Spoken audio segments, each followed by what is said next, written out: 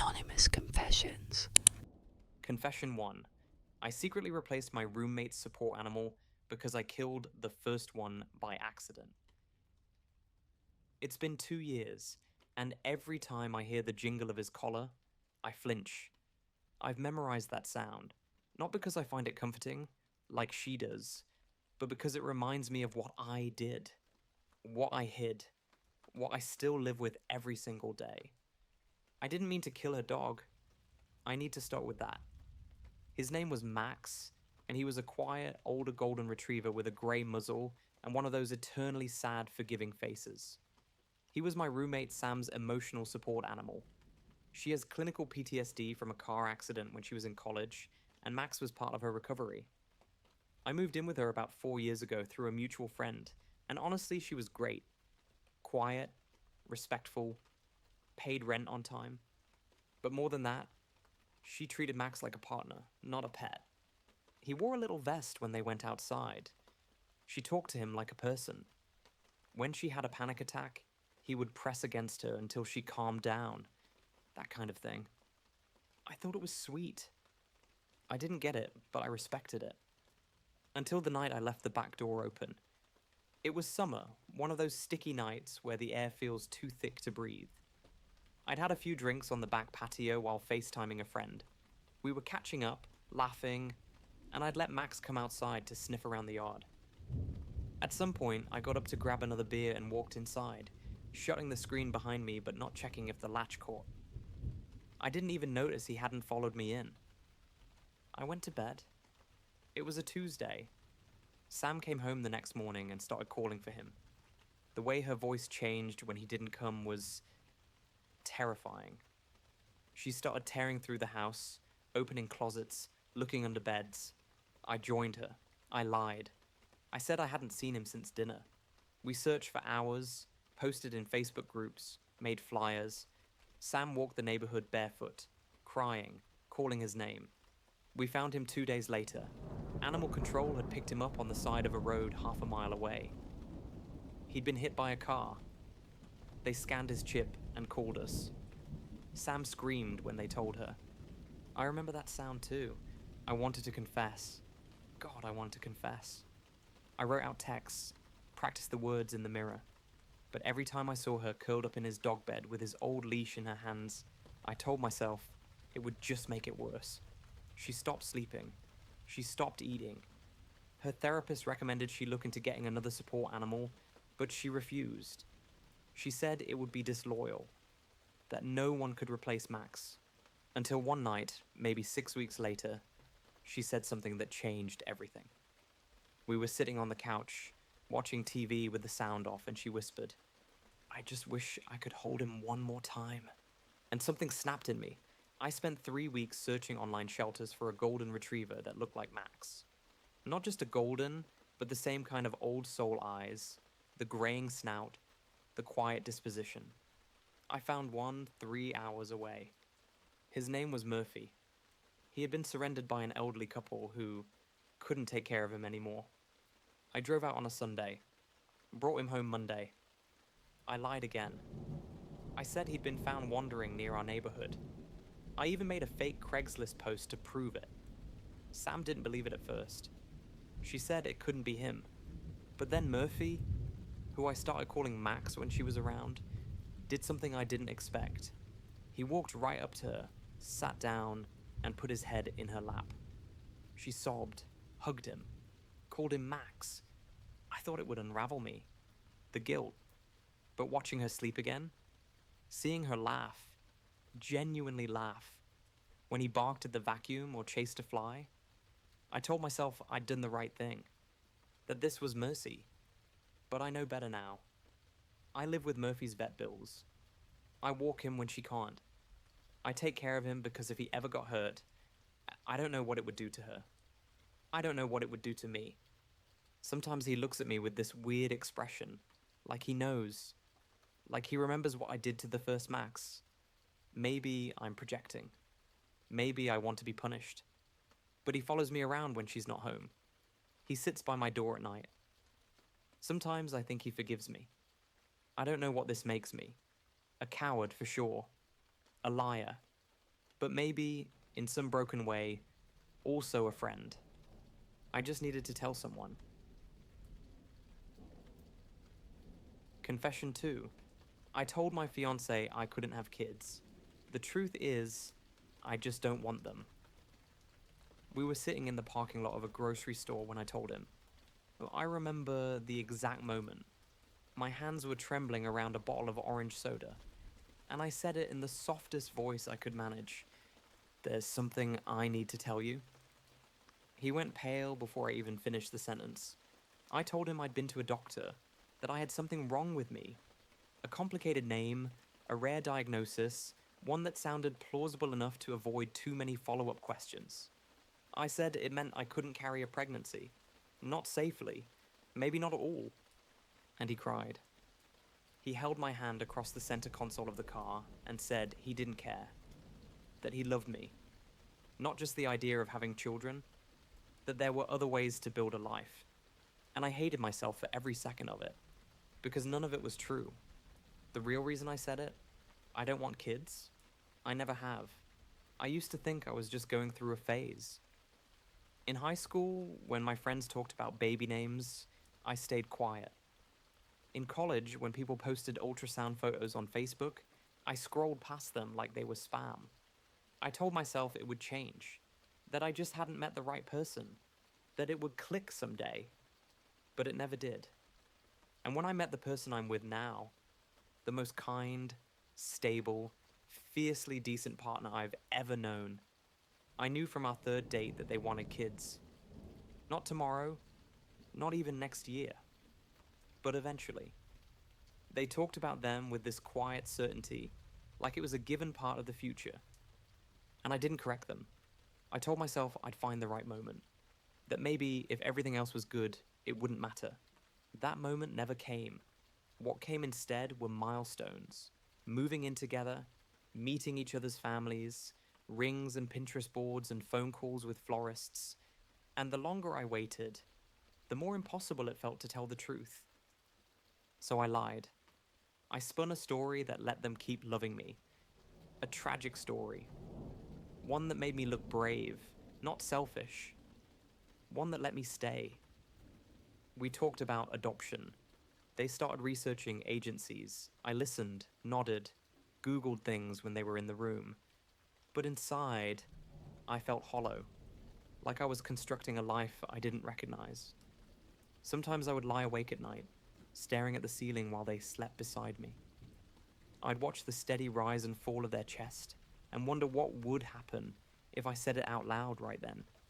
If I woke them up and whispered the truth. But I never did. I just lay there, feeling the weight of the lie settle deeper into the bed with us. Once, I almost told their sister. We were at her apartment, drinking wine after dinner, and she started talking about how excited my partner was to be a parent someday. She said it casually, like it was a sure thing. I laughed too loudly. She gave me a look, like she saw through something. I changed the subject. I never brought it up again. We toured a house last month. A 3-bedroom craftsman on a quiet street.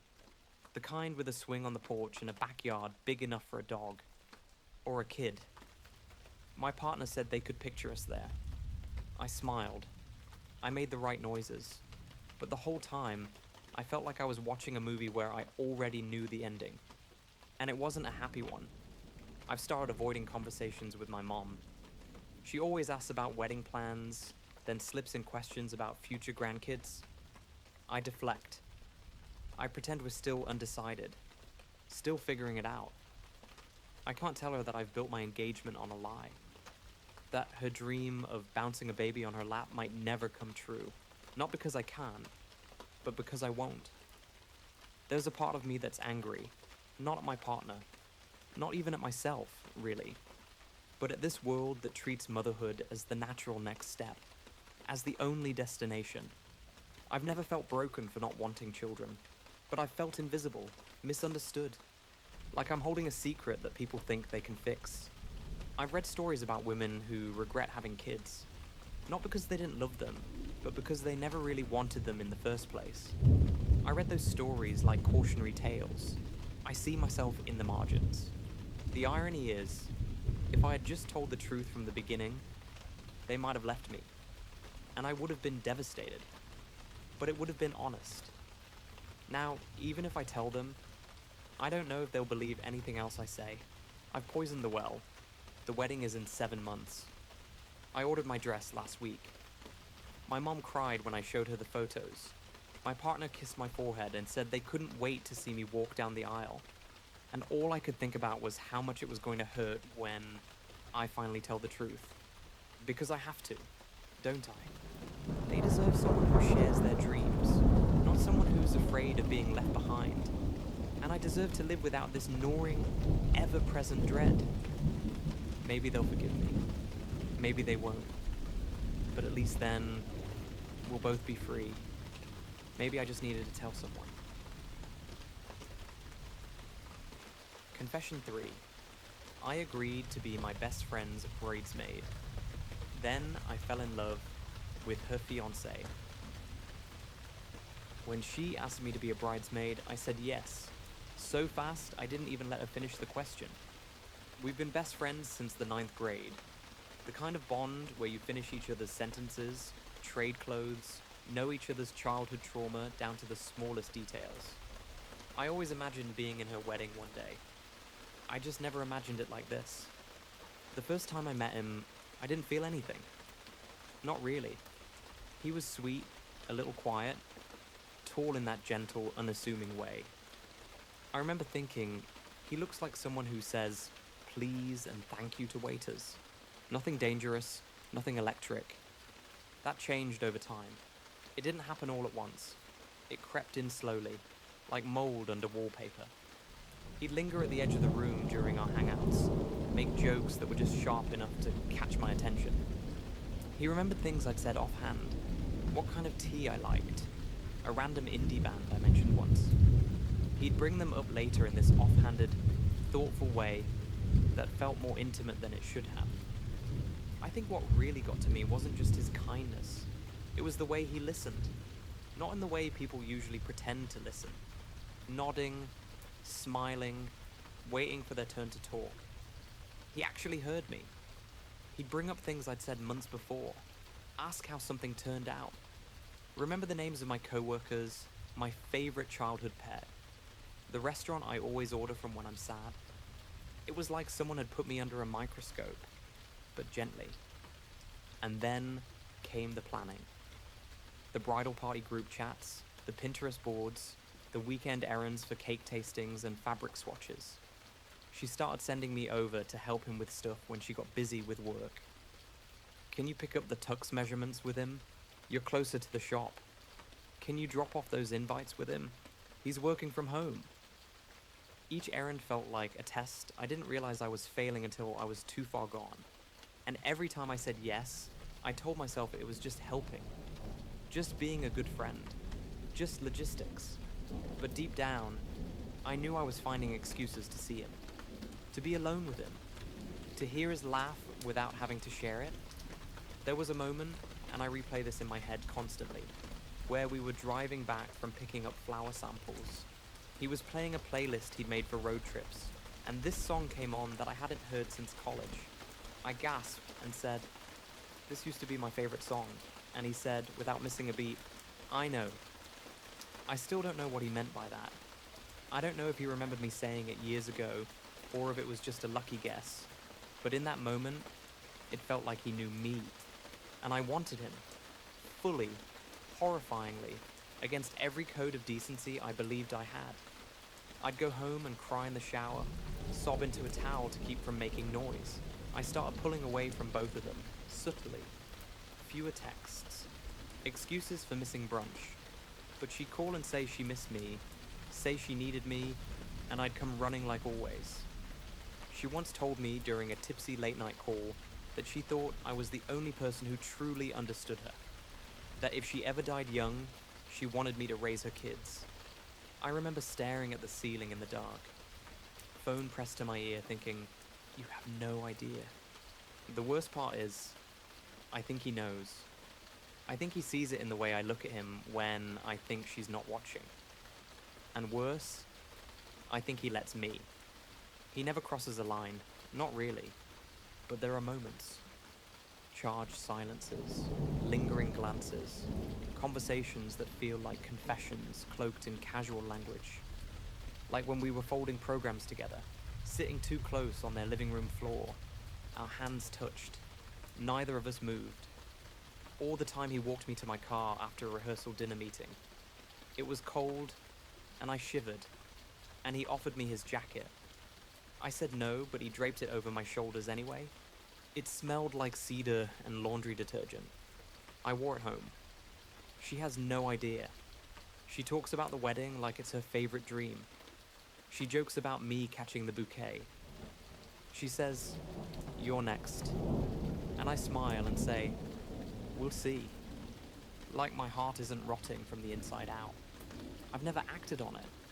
I never will. But I can't pretend it's nothing. I can't pretend I don't count the seconds I get to stand next to him when we practice walking down the aisle. I started journaling again. Pages and pages of things I can't say out loud. Sometimes I rip them up after, because writing it down feels like proof. Like if someone ever found it, they'd know. Like it would make it more real. I started dreaming about them. Not even romantic dreams. Just ones where we're sitting in a quiet kitchen drinking coffee, where he looks at me the way people look when they already know everything and choose to stay anyway, where I don't have to hide. And when they say their vows, when they promise forever, I'll be standing a few feet away in a dress she picked, smiling for photos, holding flowers I helped choose, trying not to let the truth show on my face. Afterward, I'll hug them. I'll give a toast. I'll dance. I'll pretend like I haven't spent the last year falling in love with someone I can never have. I wonder if this is my punishment. To watch from the front row as someone else lives the life I didn't mean to want. Maybe I just needed to tell someone. Confession 4. I hacked into my boss's email to protect my job. Now I know way too much. I never meant for it to get this far. I didn't even know how to do it at first. I had to Google tutorials, forums, subreddits, things with titles like how to recover deleted emails and tracking IPs for beginners. But fear is a powerful motivator. Fear can teach you more in a week than a degree ever could. It started with a rumor. A coworker let it slip after too many drinks at happy hour. Layoffs were coming. Big ones. Our department was on the chopping block. No one knew when or who, but people were updating resumes, setting LinkedIn to open to work, quietly cleaning out desks. I laughed it off at the time, but the next day, I saw our department head, a normally chatty woman, in her office with the blinds closed. The next week, our weekly team meeting got cancelled without explanation. Then the IT guy came around and installed a mysterious new program on all our computers. My gut told me I was next. I just couldn't prove it. That was the first time I tried to access my boss's email. It wasn't some high-tech heist. I guessed his password. Well, technically, I guessed his dog's name, then added his birth year. Second try. I couldn't believe it either. At first I told myself I was just looking for confirmation. A keyword search. My name. Upcoming terminations. Internal memos. Just enough to brace myself. But what I found was more. There were emails to HR. Threads with upper management. Spreadsheets labeled Q3 headcount reduction with color-coded names. Mine was there. Highlighted yellow. Pending. But that wasn't the worst of it. There were personal emails too. Gossipy. Cruel messages about other staff. Comments about people's appearances, their mental health, their relationships. The kind of things you hope no one ever puts in writing. And deep in one thread, there were references to a private Dropbox folder. A shared stash of insurance against certain employees. Screenshots, photos, recordings. I opened it, and suddenly I knew things I was never supposed to know. One coworker had lied about her degree, another was secretly moonlighting for a competitor. Someone had been caught sleeping in the office after hours. And there were videos. Security footage spliced together. One showed someone crying alone in the break room. Another showed a staff member taking 2 sandwiches from the fridge, labeled with someone else's name. This wasn't oversight. This was surveillance. I couldn't sleep for days. My heart would race at night. I started keeping my phone under my pillow. I started watching people differently, wondering what they knew, who else had been watched, who was quietly disappearing. And still, I didn't stop. I checked the inbox every morning like it was a horoscope. I told myself it was about protecting myself, but I was addicted. Addicted to the power of knowing. Addicted to the illusion that if I just knew enough, I could stay safe. I started creating backups, just in case. I forwarded a few documents to a burner email account. I downloaded some files to an encrypted folder. I told myself it was leverage, not blackmail. It felt like insurance. Then I saw something that made my stomach drop. A new folder. My name, dated that morning.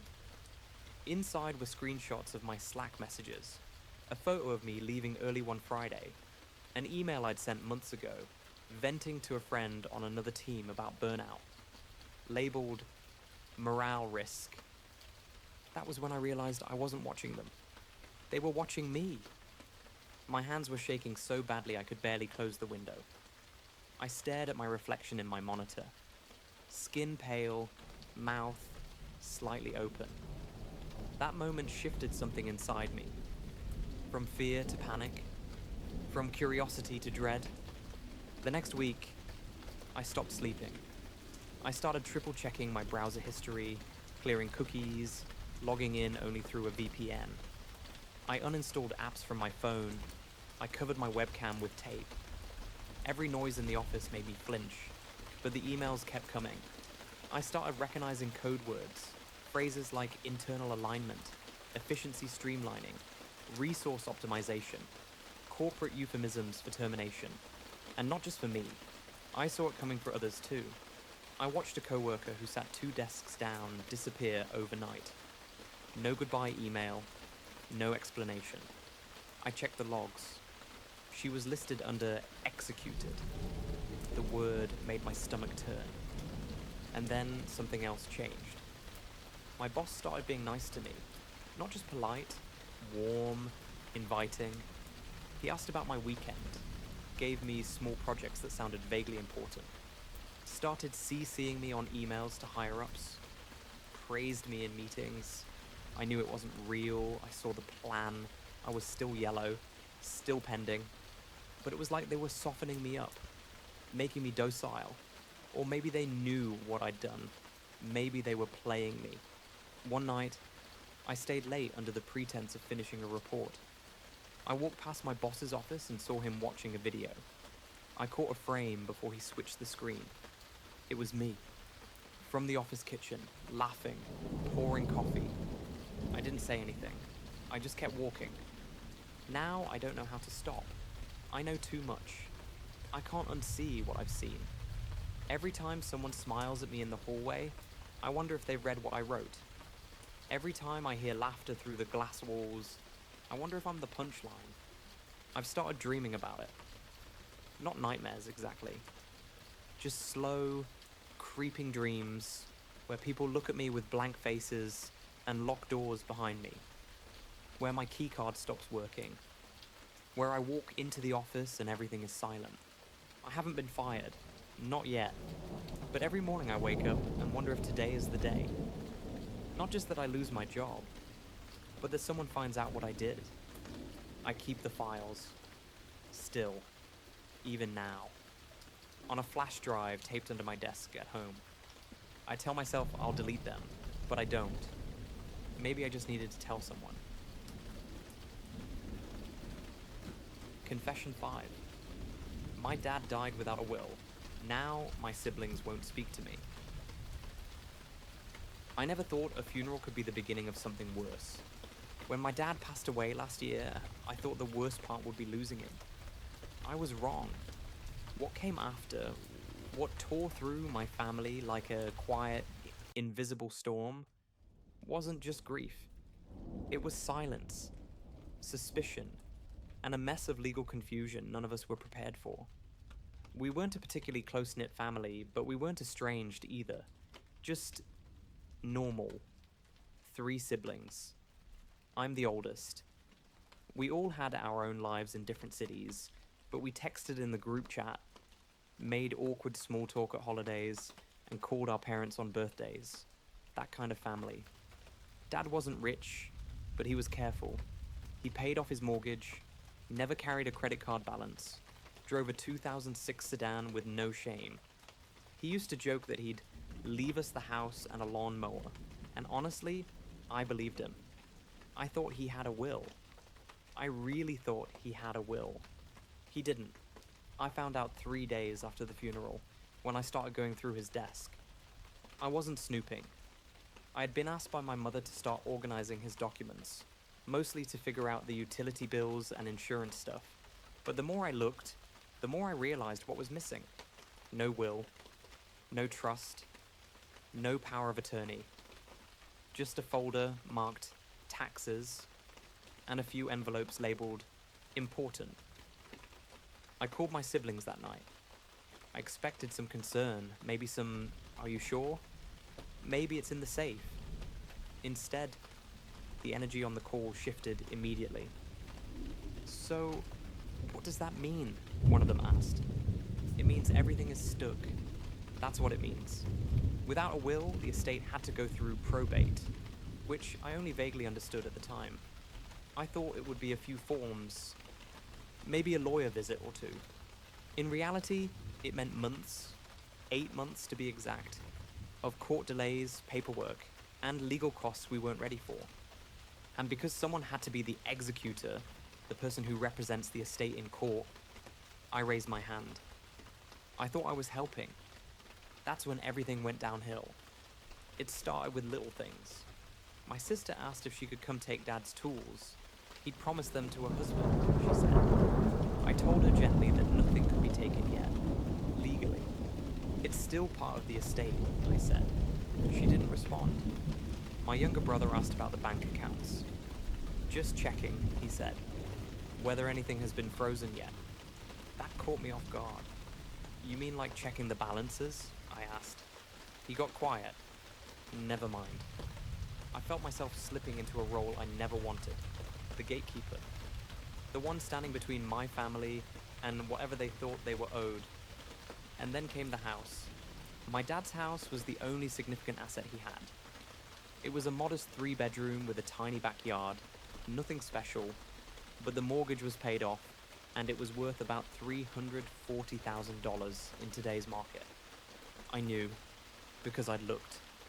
I was starting to get worried about the legal costs of probate, and figured we'd probably need to sell the house to pay them off. That's when my brother called again, this time with a different tone. "I was talking to a friend," he said, "and he said if you're the executor, you could just sell it to yourself." "What?" "Like, you could sell it to yourself for less. Then flip it, split the profit, whatever. Just be smart about it." I was stunned. "That's illegal," I said. "It's only illegal if someone complains." That phrase lodged in my brain like a splinter. The casual assumption that we could all cheat the system, Dad's system, the one he believed in and followed his whole life, if we just kept our mouths shut. I said no. I was firm. And that's when the tone changed again. They stopped responding to my updates. When the probate lawyer needed signatures, it took me weeks to get them. I started hearing about conversations I wasn't part of. Texts exchanged without me. Stories passed between siblings about how I was controlling everything or hiding something.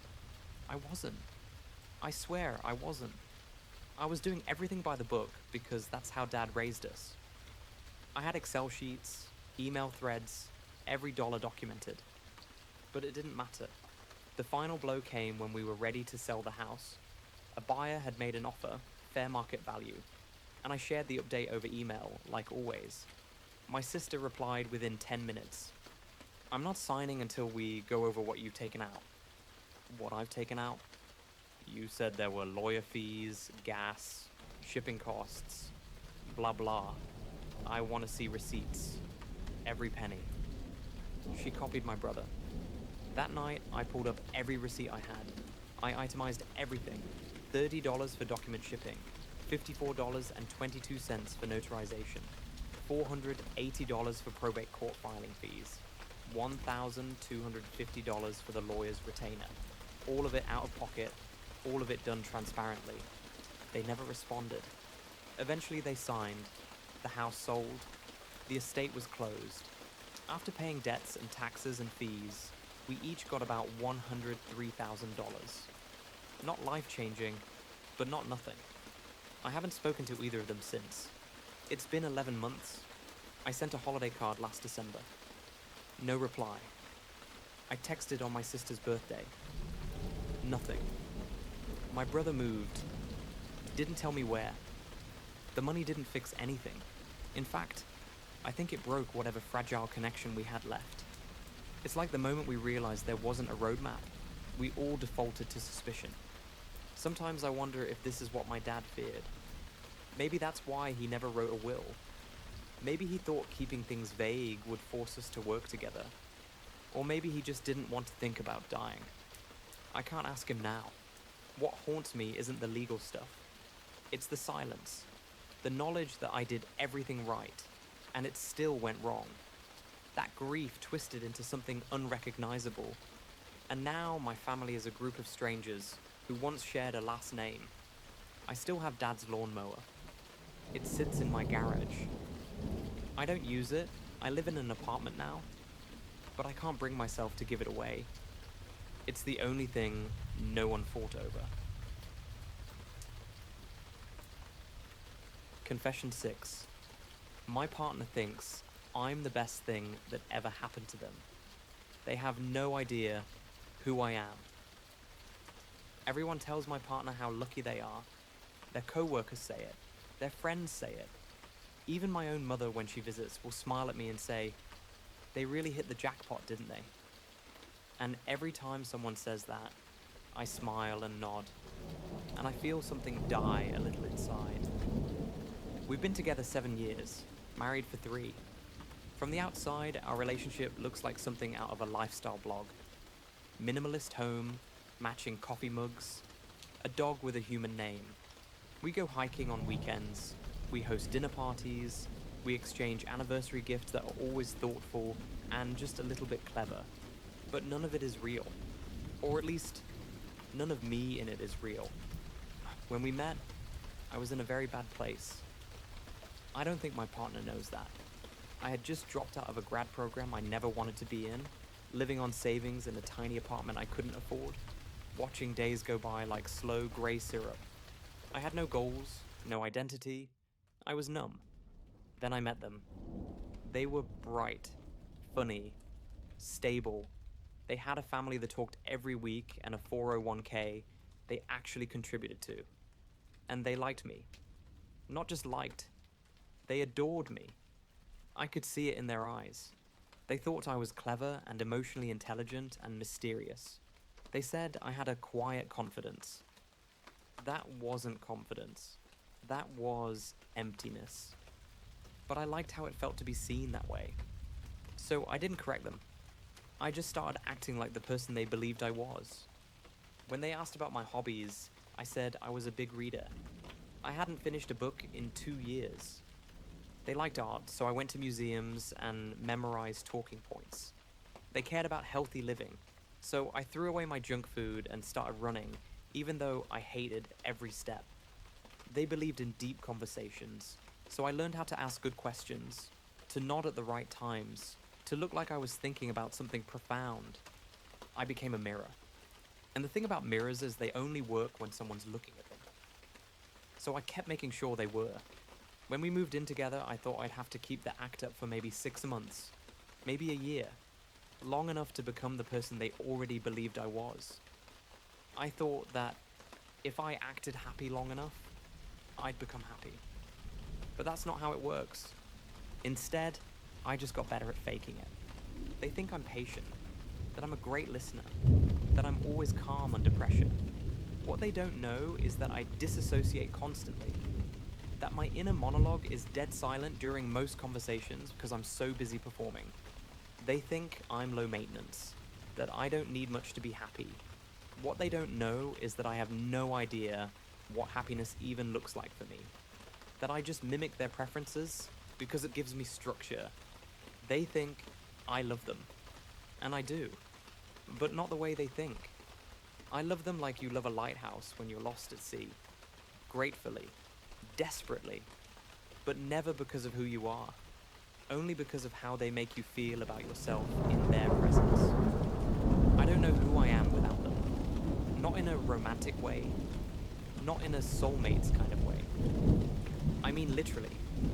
I built my entire personality around being their ideal partner. And now, I don't know how to undo it. There are moments when I see them watching me with this look of pure affection, and I feel sick. Not because I don't want their love, but because I know I haven't earned it. They've fallen in love with a version of me that doesn't exist. A curated self, a projection. And it's not just little things, it's everything. They think I want kids someday. I nodded along early on when they talked about parenting. Now it comes up more and more. Baby names, houses with yards. They're not pushing me. They're just including me in their dream. But I don't share that dream. I never have. I never wanted that life. I just never said so because I didn't want to lose them. Sometimes I imagine telling the truth. Sitting them down and saying, I don't know who I am, and I've been pretending for years, and I think I'm afraid of intimacy, and I don't want children, and I'm not the person you married. But then what? They'd cry. They'd ask why. They'd feel betrayed. They might leave. And the horrifying thing is, I don't know if that would be worse for them or for me, because I don't know who I would be without the scaffolding of their love holding me together. I built my self-worth entirely around how well I could play this role. If I stop performing, what's left? Some nights, I stare at them while they sleep and try to feel something real. Some nights, I succeed. Most nights, I feel like a stranger watching a movie about someone else's life. They think I'm the best thing that ever happened to them. They have no idea who I am. Confession 7. I'm the only one who remembers what happened that night. It was late, raining. The kind of cold drizzle that turns everything into smudged glass. We were driving home from a friend's house, one of those gatherings where you pretend to have fun but keep checking the time. I was in a bad mood. I can't even remember why now. Something small, a passive-aggressive comment at dinner, or maybe just the way they were laughing a little too hard at someone else's jokes. They were driving. I was sulking. We weren't fighting. Not out loud. Just that tense silence where every turn signal sounds accusatory. I remember their hands on the steering wheel, a little too tight. The way their jaw shifted like they were chewing on a thought they couldn't swallow. And then the light turned yellow. We were about 30 feet from the intersection, and I said something. I don't remember the words, just the tone. Sharp, cold, designed to cut. Something like, "Of course you'd hesitate. You always do." They flinched. I saw it. Their foot lifted from the gas, then slammed back down. The car surged forward. The light turned red. A truck ran the cross street. The impact wasn't loud. That surprises me now. You expect a crash to sound like an explosion, but it was more like a crumple, a groan of metal, the sound of something folding in on itself. Then the airbag, the smell of burnt plastic. My mouth tasted like pennies. They had a concussion, some bruised ribs, nothing major. I had a fractured wrist. We were lucky. That's what everyone said. They don't remember the crash. They remember the dinner, the rain, maybe the music on the radio, but not the light. Not the moment. Not the truck. Not what I said. It's like a tape that cuts to static and resumes a scene later. And I'm the only one who has the missing footage. They called me brave, said I stayed calm, said I kept them talking in the ambulance, that I was their anchor, their hero. I let them believe it. Because the truth is unbearable. I caused the crash. Not directly, not legally. No one would say I did. The truck was speeding. The light was red. But I know what I said. I know how I said it. I know the way they flinched, and the way their foot stood between hesitation and pride. I pushed, and they reacted. And now, they think I saved them. The days after were a blur. Insurance, hospital forms, phone calls. I played the role. I was the supportive partner, the calm one, the one who never left their side. Inside, I was unraveling. Every time they looked at me with gratitude, I felt like I was drowning in cement. Every thank you was a weight. Every "I don't know what I'd do without you" was a sentence. I started having dreams, always the same. The rain, the yellow light. My voice, louder than I remembered. The crash again and again, but slower. As if the universe wanted me to examine every frame, every possible decision that could have stopped it. Sometimes I'd wake up shaking. They'd hold me and ask what was wrong. I'd say it was a nightmare. They'd say, "No wonder, after what you went through." What I went through. I almost told them once. We were lying in bed, lights off. The kind of silence where confessions feel possible. I opened my mouth and said, "I have to tell you something about that night." They reached over and squeezed my hand. "You don't have to carry it. We're okay now." And I shut my mouth. Because if they don't remember, then what would be the point? Hurting them? Rewriting a memory that already feels resolved in their mind? Tearing open a scar they don't even know they have? But I have it. And it aches. The guilt has become part of my identity. A second skin. I wear it beneath every smile, every anniversary toast, every casual remember when story we tell over dinner with friends. I've tried to forgive myself, rationalized it, told myself I was just upset, that no one can predict how someone will react to a snide comment, that I didn't run the red light. But I know. I was the last voice they heard before they decided to risk it. And they don't remember. They never will. We bought a new car, moved to a new place, got a dog, built a life on top of that night like fresh paint over a cracked foundation. And no one sees the crack but me. I started going to therapy about 6 months after the accident. I told the therapist about the crash, about how scared I was, how it shook me up. But I didn't tell them the whole truth. Not right away. I was afraid they'd judge me. I was afraid they'd make me say it out loud. Eventually, in the 4th or 5th session, I did. I said, "I think I caused it." Not legally, just emotionally. The therapist was quiet. Then they said, "And what have you done with that belief?" I didn't know how to answer, because I hadn't done anything. I hadn't changed. I hadn't confessed. I hadn't healed. All I'd done was hide it better. Sometimes I wonder what would happen if the roles were reversed. If I had the memory gap, and they were the one who remembered. Would I want to know? Would I want them to tell me? I think about that more than I care to admit. The hardest part is that we're happy now. Or at least they are. We travel. We make plans. We talk about the future like it's a shared dream. And most days, I can play along. But there are cracks. When we're driving and a light turns yellow, I freeze. I watch their foot, the tension in their hands, the way they glance at me for a half second before deciding. I try not to let it show, but it's always there. I stop commenting on their driving altogether. No more jokes, no suggestions. I can't risk it. I can't bear the weight of influencing another decision behind the wheel. And they notice. They've asked why I don't tease them anymore, why I always seem nervous in the car. I make excuses. I blame the weather, the traffic, my old injury acting up. But it's not that. It's the memory. Always the memory. They think I'm the only reason we made it out okay. They're right, but not in the way they think, and I don't know how to live with that. Confession 8. My partner thinks I'm over my ex. I'm still writing letters I'll never send. I never meant for it to go this far.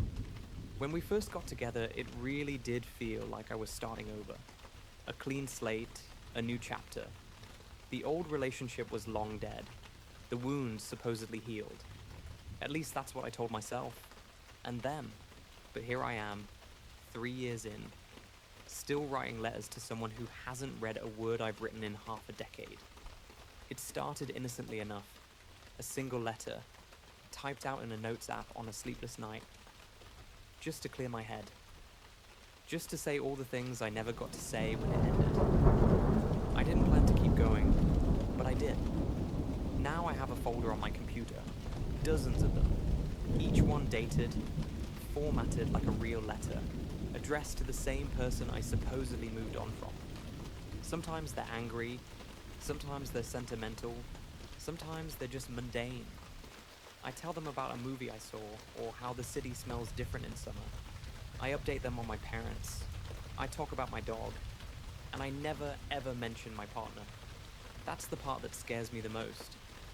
Not the letters themselves, but the erasure. The way I compartmentalize my life so easily when I'm writing to someone who's supposed to be gone. I don't think about why I do it too often. It makes me feel sick when I try to. Because I love the person I'm with. I really do. They're kind, thoughtful, steady. Everything I thought I needed after years of chaos. But maybe that's the problem. My ex was not steady. They were brilliant, impulsive, magnetic. They could light up a room or ruin a weekend with the same sentence. We broke up because we had to. Because love isn't supposed to feel like drowning. And yet, I write to them like they're still the center of my orbit. Sometimes I think I do it to keep a version of myself alive. One that only existed when I was with them. That person felt big, dramatic, important. Everything felt like a story when we were together. Like I was the main character in a novel only we understood. With my partner now, things are quieter, healthier, but also smaller. And I hate myself for even thinking that. I never imagined I'd be this person. The one who keeps a secret emotional life under the floorboards. I go through the motions of our shared life. Grocery runs, weekend trips, couple dinners with friends. And all the while, I'm carrying around a memory I've turned into a habit. I think my partner knows something's off. They never say it directly, but they glance at me when I zone out for too long. They ask sometimes if I'm happy. I always say yes. And in that moment, I almost believe it. But then I find myself opening that folder again, writing another letter. Like scratching an itch I swore I wouldn't touch. I don't know what I'm hoping for. There's no reconciliation coming, no grand reveal. My ex doesn't even know I do this. They've moved on. I've seen the photos. Happy, healthy, with someone else. Sometimes I wonder what would happen if my partner found the folder. If they read even one letter. Would they see it for what it is? A ghost story? Or would they see it as proof that they're living in someone else's shadow? Maybe they are. Maybe that's the real horror here. Not the letters, not the secrecy, but the idea that no matter how much love I give them, it might never be the kind that's whole. Sometimes I think about deleting them. Every file, every draft, like a digital exorcism. I'll hover over the folder, finger on the delete key, but I never do it. Because the truth is, those letters are the only place I tell the truth. When I write them, I don't edit myself. I don't shrink. I don't worry about being too much. I just pour. And in a strange, horrible way, it feels like freedom. The irony is, my partner is the safest person I know. If I told them everything, they wouldn't yell. They wouldn't throw anything. They'd listen. They'd probably hurt, but they'd try to understand. And that makes it worse. Because they deserve honesty. They deserve all of me. And what I'm giving them is a performance, not maliciously, just out of fear. Fear that if I show them the parts of me that still ache for someone else's ghost, they'll leave. Or worse, they'll stay and feel second best. I've tried to write letters to my partner too, real ones, to say the things I don't say out loud, but they always come out stilted, like I'm forcing intimacy instead of feeling it, and that kills me. Because they're here, they're real. They make coffee in the mornings and fall asleep with their hand in mine. They remember my favorite song and send me memes and kiss me goodbye even when they're late. They're everything I should want. And maybe I do. Maybe this is just how grief works. Maybe I'm grieving the version of myself that only existed in chaos.